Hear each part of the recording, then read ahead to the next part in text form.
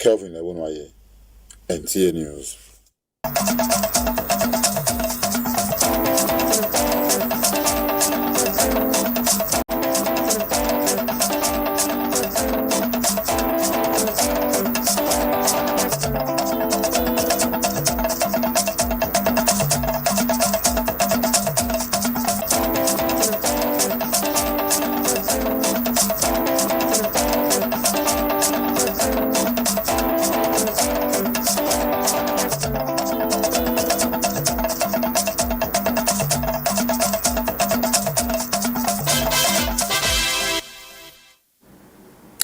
Hello and welcome. This is Nationwide, reaching you live from Abuja, Nigeria's capital. My name is Justin Benue. 4 agreements reached between Nigeria and China are currently at various stages of implementation. And the Minister of Foreign Affairs, Yusuf Tuga, along with his Chinese counterpart, Wang Yi, both reaffirmed their commitment to formalizing the strategic partnerships into a constructive one to mutually benefit the two countries. Garba Natala reports. Intent is displayed here as Yusuf Tuga warmly receives the Chinese foreign minister at the ministry for high-level talks to deepen bilateral cooperation across key sectors of both economies. The visit also signals China's support for Nigeria has yielded positive results. Before a closed-door session, Yusuf Tuga, who doubled as an interpreter, affirms that Nigeria's diplomatic engagements with China had been free from disputes. More so, our cooperation has yielded results in various fields, including trade, investment, infrastructure development, and cultural exchange. The minister recalled the state visit of President Tinubu to China from 3rd to 4th September 2024, during which 4 MOUs were signed. Nigeria reaffirms its commitment to the terms of the MOUs, which are currently at various stages of implementation. China's Foreign Affairs Minister, Wang Yi, promised to further pursue development by exploring other key areas of collaboration in driving growth. My visit this time is to further the tradition of the Chinese foreign minister visiting Africa as the first overseas visit of the new year. It is also to discuss with my African friends how to deliver on the important common understandings reached at the FOCAC Beijing meeting in Nigeria.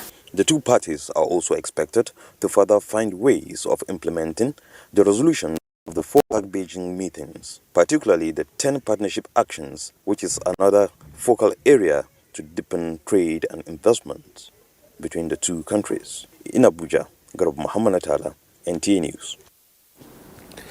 And President Tinubu expresses his profound sympathy to the military authorities following the loss of 6 soldiers during a dawn terrorist attack on an army base in Sabongida, Damboa, Borno State. The president extends his heartfelt condolences to the families of the fallen soldiers whose sacrifice in defending the nation will forever be honored and remembered. In the wake of the tragic event, President Tinubu has called for a thorough investigation to uncover the circumstances that led to the unfortunate incident and ensure that it serves as a valuable lesson to prevent similar occurrences. President Tinubu commends the armed forces for their swift and decisive response, particularly the air component, in launching effective retaliatory strikes and significant neutralization of numerous terrorists and the destruction of their assets as they attempted to flee. President Tinubu says the action by the army demonstrates the capability and readiness of the military to confront and defeat threats to the nation's security, and a testament to the resolve to eradicate terrorism and banditry, paving the way for a future where peace and security prevail for all Nigerians. Moreover, President Tinubu urges the military to proactively take the war to the camps of bandits and terrorists. He particularly emphasizes the Northwest, where these criminals continue to threaten the lives and homes of innocent villagers. In the same vein, President Tinubu appeals to Nigerians and the media to support the military's effort to restore peace and security in the nation. Now, preparations have begun at the National Arcade ahead of the 2025 Armed Forces Remembrance Day 2025 to honor the bravery, courage, sacrifice and legacy of the fallen heroes. Defense correspondent Olajide Bello captured some highlights of the rehearsal at the National Arcade in Abuja. The morning air was crisp and the sun had barely begun to rise when the soldiers gathered in the heart of the town. Eagle Square area was cordoned with the sole purpose of rehearsing for the 2025 Armed Forces Remembrance Day, a solemn occasion where the nation pays tribute to the heroes who had laid down their lives for freedom. The preparation parade was the highlight of the day, a symbol of respect for the fallen and a reminder of the sacrifices made. As the military band began to play, the sound of drums and brass filled the air, resonating through the street. The soldiers marched in perfect unison, their boots echoing on the pavement. Each step was deliberate, each movement precise, a silent salute to those who had made the ultimate sacrifice. It wasn't just a rehearsal, it was a promise that the sacrifices made by the fallen would never be in vain. Officers and men of the armed forces are putting in finishing touches to come up with a top-notch parade come 15th of January 2025. Olajide Bello, NTA. Now, the Ministry of Defense is proposing a mortgage housing welfare for troops to meet their housing needs, boost their morale and enhance efficiency. And this was disclosed by the Permanent Secretary of the Ministry, Ambassador Gabriel Tanimu Aduda, while on a working visit to the defense headquarters.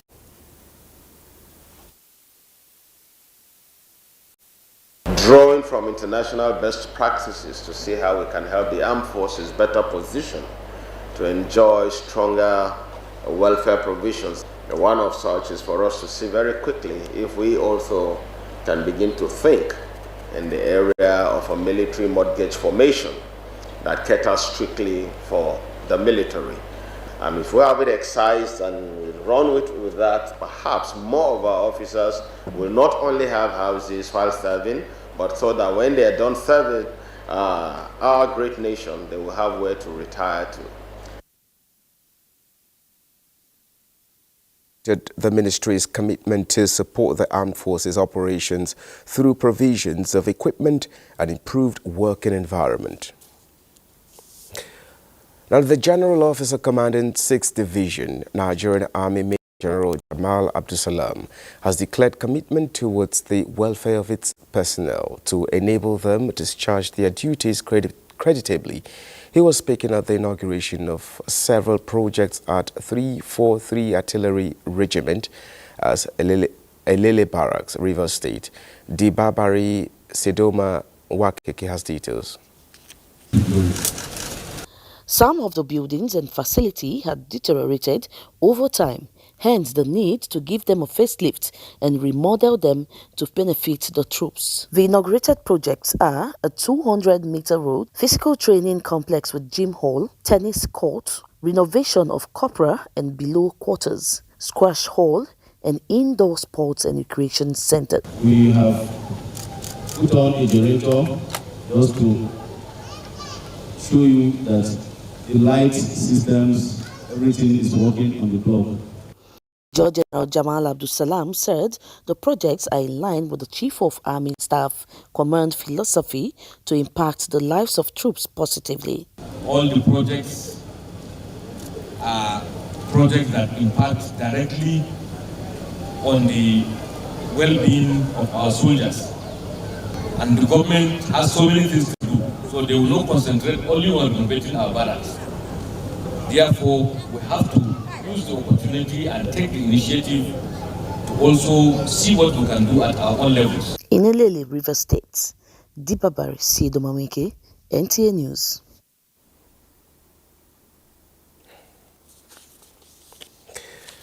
Now, the second-term administration of Imo State Governor Hope Uzodinma has no doubt recorded giant strides on road rehabilitations and reconstructions across the major cities and towns in the state.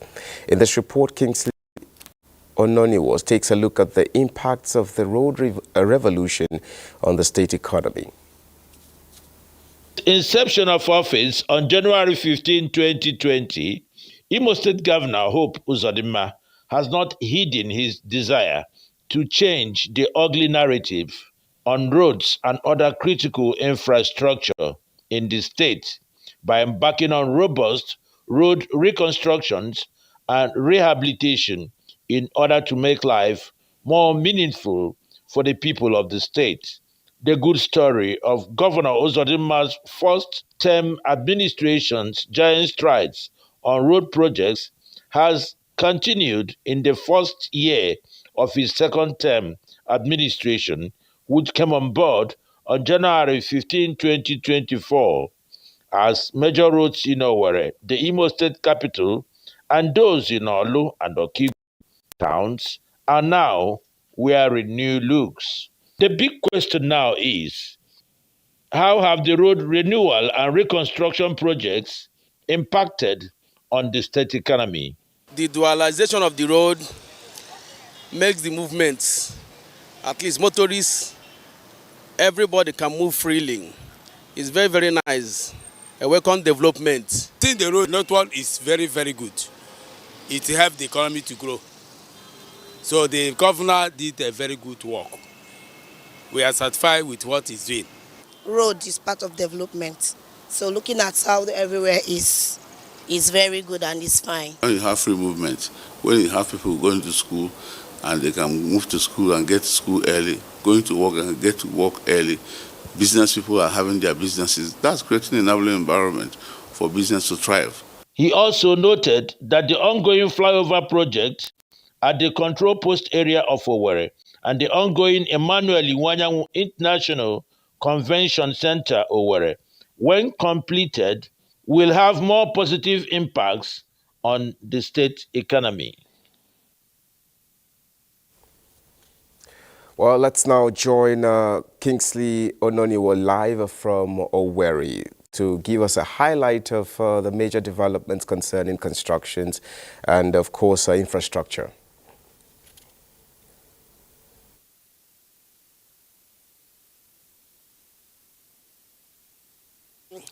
Good afternoon.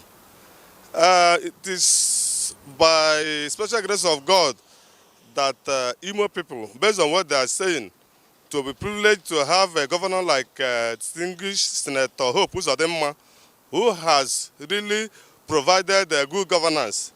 For the first time in their lives, Imo people, especially during the last just concluded festive period, had every reason to thank God for providing a governor like Uzodinma, who has turned around the road infrastructure in the state. People, even visitors, residents, and travelers, they do not experience any gridlock in any part of Owerri and other major cities like Olu and Okigwe. Movement now is as easy as ABC because of the good road network being provided for the citizens of the state by Governor Uzodinma's administration. As we speak now, people even operate from Olu town, Okigwe town, that are far away from Owerri to come to Owerri because of good road network. You don't need to even waste a second on any traffic jam. So that's why the people are really commending Governor Uzodinma for providing what they described as good governance. And indeed, they are also pleading with him to extend the gesture to the rural communities where most of the roads are dilapidated. So that is the mood of people in Imo State now because of what they are seeing in terms of road revolution. Well, thank you so much, Kingsley. Thank you so much for your insight there from Owerri. Thank you for joining us. Now, we take you to Lagos, where Adeola is standing by for more reports.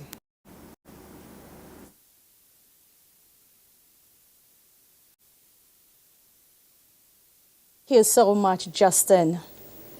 In a bid to sustain its mandate to protect and promote public health through effective and efficient regulatory system that ensures the right quality of food and drugs are produced, the Director General of the National Agency for Food and Drug Administration and Control, NAFDAC, has highlighted strategic plans for year 2025. Larry Bileyi was at the press briefing with the DG of the agency. He has this report. The Director General of NAFDAC, Professor Mojisola Adeyeye, listed the strategic goals of the agency for the year 2025 to include 5 pillars, which are strong governance and leadership, institutionalization of best practices, safety and quality regulated products, monitoring of the supply chain, and efficient financial management. Emphasis will be placed on drugs for maternal and child health, especially on postpartum conditions of mothers, and anti-malaria drugs for children. This year, 2025, will be maternal, newborn, and child health and nutrition year. The focus is to prevent postpartum hemorrhage and maternal deaths drastically and reduce child morbidity. Also, on metapneumovirus discovered in China recently, NAFDAC said it is putting strategy in place to mitigate its spread, one of which is to encourage local medical devices. We need to have local content. And the executive order of Mr. President is making that to happen. We are now handholding our syringes manufacturers. NAFDAC says these highlighted goals of the agency will be pursued to a logical conclusion. In Lagos, Larry Bileyi, NTA News. The Lagos state government has not reneged on its renewed plan to ensure proper enforcement on the use of pedestrian bridges, also called footbridges. This, the state government believe, will aid motorists and pedestrians' safety, accessibility, and also add to the aesthetics of a state. Adejoke Odeka completes the report. One of the duties of every government in a country is to provide facilities that will create comfort and improve security for its citizens. One of these numerous facilities is the pedestrian bridges, also known as footbridges. One of these bridges have been constructed in different parts of Lagos metropolis, such as Ojodu Bega, Oworoshoki, Obanikoro, CMS, Sele, and Lekki Ekpe Expressway, amongst others. But are residents utilizing these footbridges? Efficiently, people are using the bridge, but it's not everybody that is using the bridge. But the car, they are working on it right now. Government make it so that you can, instead of crossing the road, you avoid risks of accident, maybe hitting by a car. When you cross without asking, the government is supposed to arrest you. After the Lagos state government gave an order for the arrest of anyone found crossing the highway at points where there are pedestrian bridges, agencies who were instructed to enforce this directive say there is a level of compliance. However, stringent actions are being taken against defaulters. There are still some recalcitrant people who are still not complying. We are doing regular enforcement, posting personnel to areas that are identified that people are not adequately complying, and making sure that they comply with this. And going forward, we are also working with the government to ensure that we create what is called CPT, that is crime prevention through environmental design, by creating barricades that will discourage people, even if nobody is there, that will discourage them from crossing the highway instead of using the pedestrian bridges. The instruction is simple: use the pedestrian bridges, as this will allow pedestrians cross roads safely without the risk of being hit by vehicles. In Lagos, Adejoke Odeka. And those are What's from Lagos, Nationwide will continue with Justin in Abuja when we return from this break.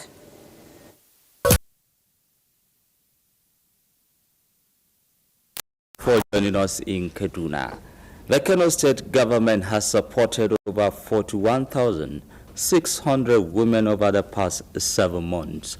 Abdullahi Mustafa reports that Governor Abba Kabir Yusuf granted financial assistance to about 5,200 vulnerable women from across the 44 local government areas of the state.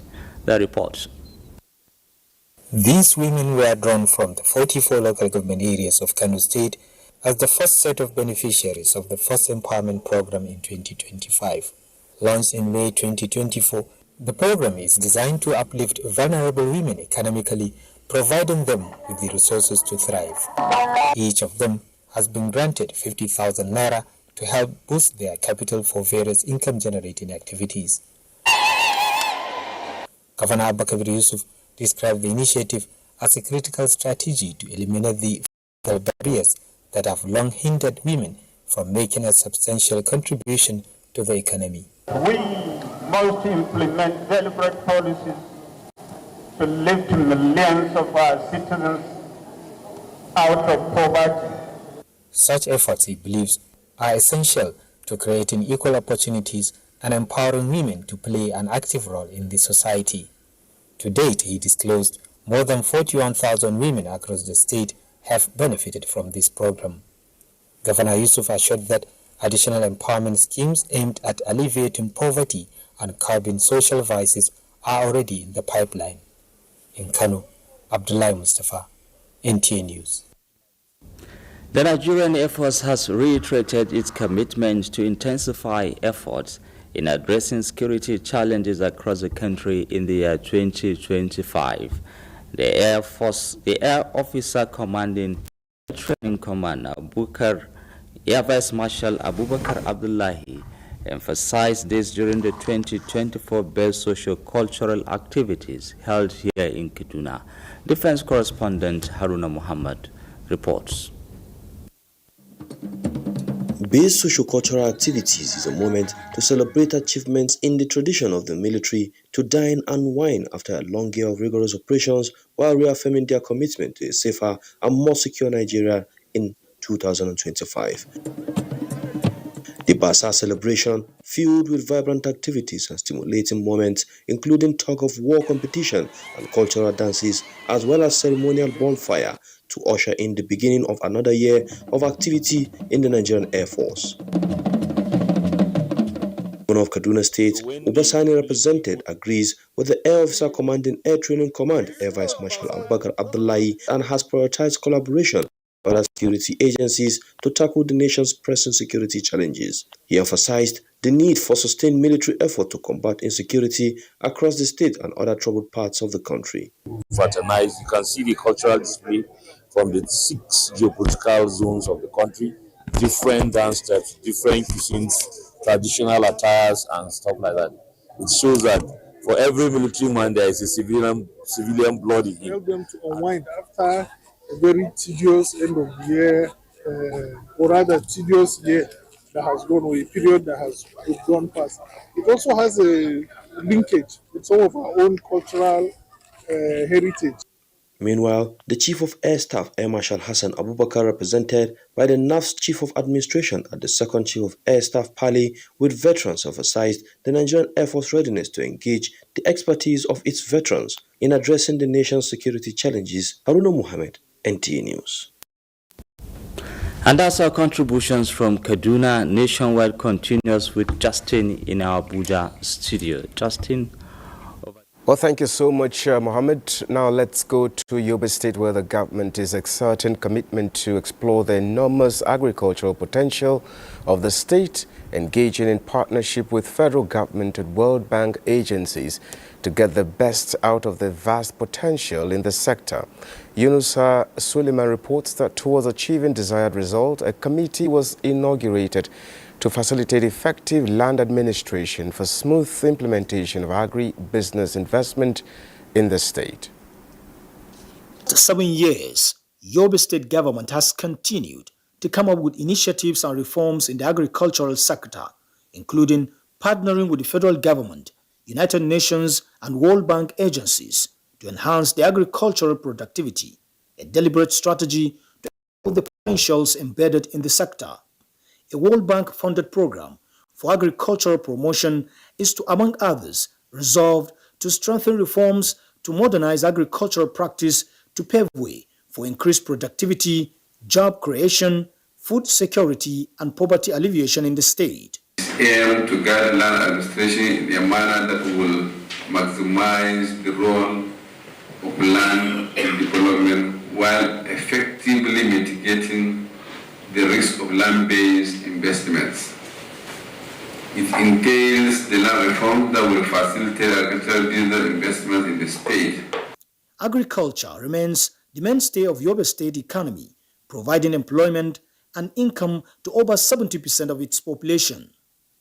In Damaturu, Yunusa Suleiman, NTA News. We are now joining Adam Yusuf Ali from Damaturu State capital for more on agricultural intervention by the state government and its partnership with federal government and World Bank agencies. Studio. Regarding agricultural production in Yobe State has 46,000 square kilometers of landmass, which are all fertile for agricultural production. That is why about 70% of the population are engaged in agriculture due to its potential landmass and also the support the people in the state are enjoying from the state government in terms of seeds and fertilizers. To expand on the agricultural production, Yobe State is engaging with partnership with the federal government and also the World Bank in order to ensure adequate food security in the state. Recently, the Yobe State government has procured 19 billion worth of farm implement, which has since been distributed to over 5,000 real farmers in the state to improve on the agricultural practices. Another thing is that the state government has also procured 40 tractors, which will also be engaged in the agricultural production. These are some of the efforts the state government is making in order to ensure availability of food in the state, which signals its commitment in the agricultural sector. Well, thank you so much, Adam Yusuf there. Now moving on, about 1,000 indigent residents of Ogun State who have suffered total or partial blindness due to cataracts have regained their sight after undergoing free cataract extraction surgeries. Oyin Kansola Ojelade reports that this philanthropic initiative by the Nigerian National Petroleum Company NNPC Foundation is part of their commitment to improving the health and well-being of Nigerians. Cataracts are a clouding of the natural lens in the eyes, which can cause blurry or distorted vision. Unfortunately, cataract extraction surgeries could be costly, with prices often exceeding 100,000 naira or more, which makes it unaffordable for most Nigerians. All of them that you say, there's something white in your eyes. This NLI is about 4 years now, so there is no power for me to do the eye. The NNPC Foundation is providing free cataract extraction surgeries for 1,000 beneficiaries across Ogun State. Its purpose is to combat the widespread issue of vision impairment caused by cataracts, a condition that has been severely impacted many Nigerians. Somebody is not seeing and you bring sight back. Can you imagine you brought light to that person's? All beneficiaries, ranging from the young to the elderly, received the gift of restored sight. When I'm informed about such a thing, you think I would drop everything I'm doing to come and support that? I certainly have to. The free cataract surgeries will be expanded to other parts of the country, as promised by the foundation. In Abeokuta, Oyin Kansola Ojelade, NTA News. Kano State government has uplifted the lives of 41,600 women over the past 7 months. Governor Abba Kabir Yusuf made this known as he handed out financial assistance to 5,200 vulnerable women from the 44 local government areas of the state. Abdullahi Mustafa has the report. These women were drawn from the 44 local government areas of Kano State as the first set of beneficiaries of the First Empowerment Program in 2025. Launched in May 2024, the program is designed to uplift vulnerable women economically, providing them with the resources to thrive. Each of them has been granted 50,000 naira to help boost their capital for various income-generating activities.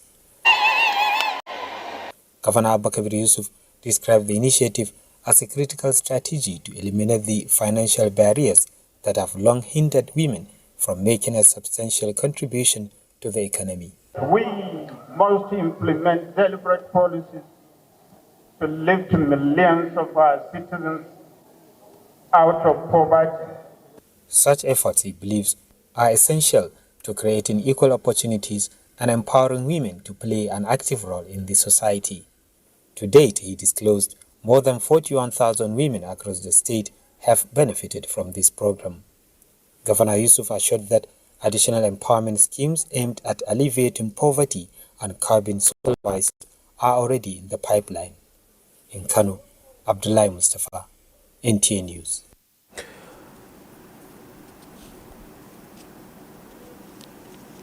I will now take you to Benin, where Anwuli Okolo is standing by for more reports. You're welcome. You're welcome to Benin. Governor Monday Okpebholo's administration is determined to fight against cultism and inhumane treatment in the state, noting that anyone found wanting of such act would be made to face the full wrath of the law. The Administrator Office of the First Lady, Ms. Desili Anani, stated this when she visited Uyi Tina, who is receiving treatment in a hospital on account of her residence being set ablaze by her ex-husband. Goodluck Enaini reports. Mrs. Anani is in the hospital to sympathize with the victim, Uyi Tina, whose house was set ablaze by some assailants on New Year Day. This was after she returned to Nigeria from Europe on the 31st of December 2024. The administrator assured the victim that the necessary laws will be applied in accordance with the provisions of the Violence Against Persons Prohibition Law of the states. To serve as a lesson to any other person, any other man or woman. We cannot stay and you're treating a fellow human being this way. The state will, there are laws, the law will take its course. The victim appreciates the state government and appealed for support, adding that she has nowhere to go to when she leaves the hospital, as everything she has suffered for in Europe for over 24 years was raised down. Everything is father, ability. I have father and mother. My father is 100 years, my mother is 32 years. This is that take off my family. I'm here to go when I leave this hospital. Nowhere to go. Nowhere to go. Everything that comes, everything was burned. Ma, please help me, ma. Help me, ma. Help me. Don't worry, ma. Don't worry. We're here for you. The incident, which is alleged to have been carried out by her ex-husband, is considered to be a case of gender-based violence, which the state government frowns at. In Benin, Goodluck Enaini, NTA News. The alarming disappearance of manhole covers on Benin major roads is posing serious threats to motorists and other road users. Eugenia Ndubisi, who examined the ugly development, reports that a number of accidents have been recorded due to the unsafe condition of the roads caused by these missing manhole covers. Removal of manhole covers, which has been authorized across the nation, is also a menace in Benin City, where a lot of manhole covers are vanishing. I don't know who is really doing it, or whether people are the ones sponsoring it, I don't really know. But I think it's unhealthy because it's causing dangers to human health. If it rains now, you're even going to be a big problem. People still fall inside. You understand? There's a car that will break down. It spoiled the marker badly. Not be only here. If you go different junctions, the same thing. If you go second now, the same thing. If you go Aduawa, the same thing. If you go permission, the same thing. The question on everyone's lips is, who are the perpetrators of this criminal act? While others are pointing accusing fingers on scrap collectors, others are calling on the state government to put an end to this and make the road safe again. We don't know who is responsible because when we all close for job, our work, we go home. Maybe now some of those when they push all those trucks. Most of the night they mostly carry these things come out. If vigilante is there to monitor all these things for night, because at night I believe most of these people they come and come to uproot these things, not be daytime. Efforts to know the stance of the State Ministry of Works over the alarming removal of manhole covers didn't yield results. In Benin, Eugenia Ndubisi, NTA News. That's it from Benin. Nationwide continues in Abuja with Justin. Justin, over to you.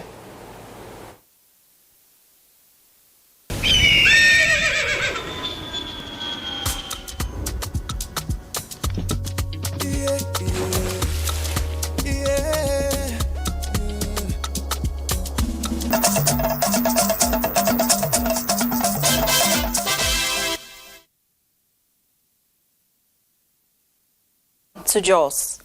President Bola Ahmed Tinubu has provided more critical combat enablers as a deliberate effort to enhance the capacity of the armed forces as they continue to combat insecurity and maintain peace across Nigeria. The Chief of Defense Staff said this while addressing troops at Samaru Cantonment in Zangon Kataf local government area of Kaduna State. Indiang and Abagang has details.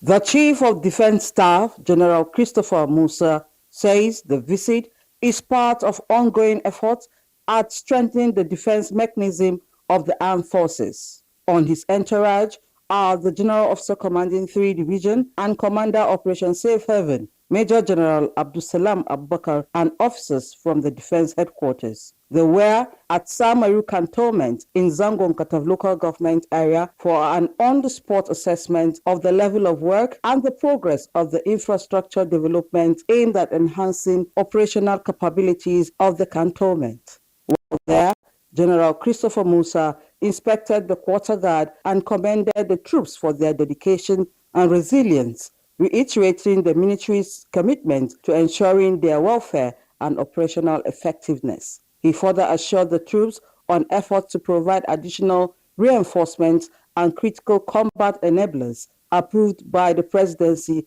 to enhance military operations in keeping Nigeria safe. I want to thank Mr. President for the support he's given us. He has promised us everything we require we will get. We're happy that the southern Kaduna is getting more peaceful, unlike how it used to be before. The terrain here, some of these places, you cannot enter them with gun trucks. So motorcycles are very, very key. Also, we'll be getting night vision goggles to enhance our night fighting capability.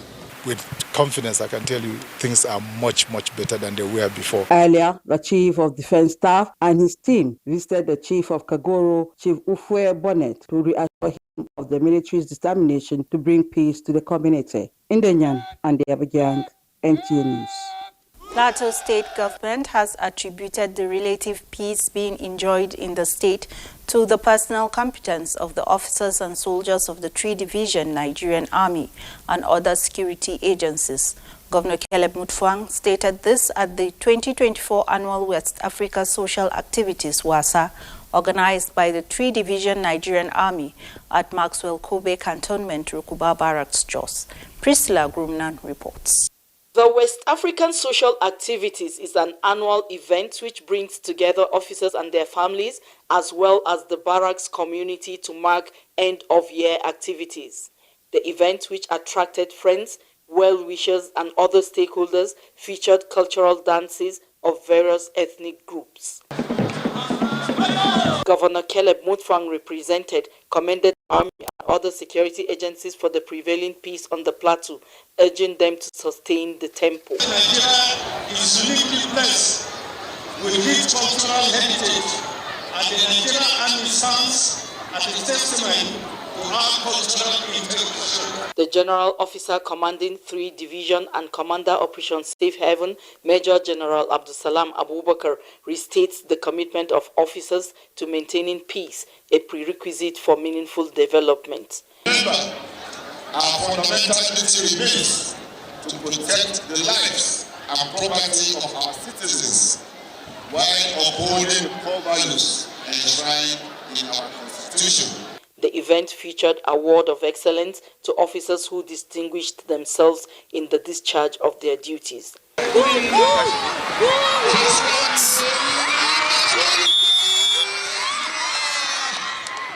In Jos, Priscilla Grumnan, NTA News. That's our contribution from Jos. Is back to Justin in Abuja for the continuation of Nationwide. Now, Governor of Bayelsa State, Senator Doye Diri, says his administration's urban renewal program will transform Yenagoa, the state capital, into a modern city. The governor hosted these against the backdrop of the recent relocation of interstate commercial transporters to the new state-owned transport terminal at Igbogene, warned against touting around the vicinity of the terminal. Timipre O'Hare completes the report. ESCO meeting of the year 2025. The meeting, presided over by the Bayelsa State Governor, Doye Diri, noted that as a state, 2024 has been successful in terms of the achievements recorded in security, infrastructure, and human capital development. However, Governor Doye Diri expressed concerns of some pockets of complaints on the alleged killing in Agbiri community and commended the leaders and youth for their show of maturity of not taking laws into their hands and promised that the police has commenced the investigation and perpetrators will be brought to book. We believe that our expectations are still far more than the successes that we have achieved in 2024. The next State Executive Council, we will begin one ministry after the other to see what you have done for 2024 and your plan for 2025. Governor further assured Bayelsans that 2025 Yenagoa will be transformed to a new city as his administration is set to inaugurate various projects to mark his first year in office in his second term, while embarking on new projects like the construction of a new stadium, building of the 9-story iconic state secretariat, among others. All our plans, all our projects must be completed, including the new ones that we are about to embark on. We have hyped a new stadium, modern stadium for Yenagoa, a FIFA standard approved stadium. This January, that award must be made. A new Yenagoa city, construction of roads is in top gear, and I'm sure that some of those roads will be commissioned. The governor commended the Commissioner for Transport, Priye Broderick, for carrying out his directive in the relocation of the new Bayelsa State Transport Terminal. Siminipri O'Hare, NTA News. The Benue state government is to prioritize the promotion of ideas that will enhance the peace and unity of residents of the state. Governor Hyacinth earlier re-emphasized this at the 2024 end-of-year peace pilgrimage held at St. John the Baptist Cathedral, Boku. Elias Etia reports. Peace-building pilgrimage is an annual event put together by the Catholic Dioceses of Makudi, Boko and Kasnala to seek God's interventions in challenges and foster peace and harmonious existence amongst diverse sections of the state. The pilgrimage had in attendance religious leaders, traditional rulers under the leadership of the chairman of the State Council of Chiefs, the leadership of the Muslim community, amongst others, to chart a common front. At the closing ceremony, Governor Hyacinth earlier, who described peace building as a collective responsibility of all stakeholders, called for expansion of the program to cover all the 3 senatorial districts of the state. The governor noted that the state government is not sparing any efforts to ensure adequate security of lives and property. In the last 1 year, 8 months, we brought out all our reconciliatory arsenals on the table to ensuring that peace returns to the borders, where peace was not even heard of or experienced for many, many, many years. Unity of purpose to be united together, to fight insecurity, united together, to fight the enemy of our peace. From Boko local government area, Elias Etiaf, NTA News. Our next sports update with Bright Abuja.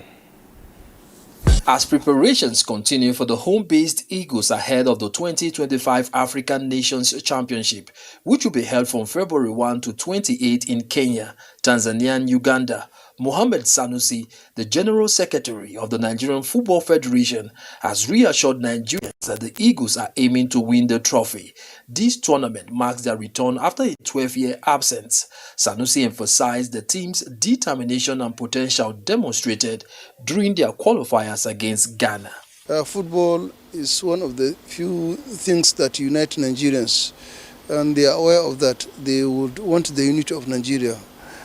Coupled with the fact that we have not gone to Chan for quite a long time, and having discovered them and trained them and having qualified for the Chan, they will also want to make name for themselves and for their family.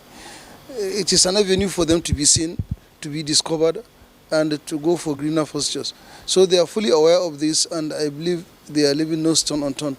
In other news, West Ham United has appointed former Chelsea manager Graham Potter as their new head coach, replacing Julian Lopetegui with a 2.5-year contract as announced by the Premier League club on Thursday. This marks Potter's return to management following his departure from Chelsea in April 2023, as he aims to help West Ham rise from their current 14th position, which is just 7 points above the relegation zone.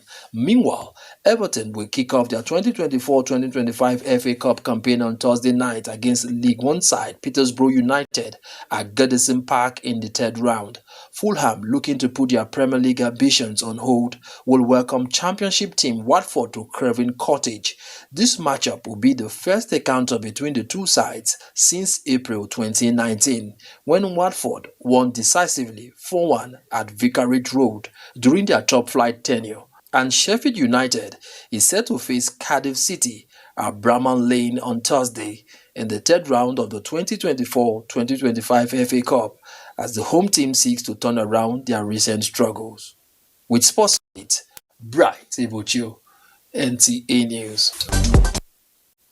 This is where Nationwide ends. Thank you so much for being a part of it. My name is Justin. Then we do have a good evening.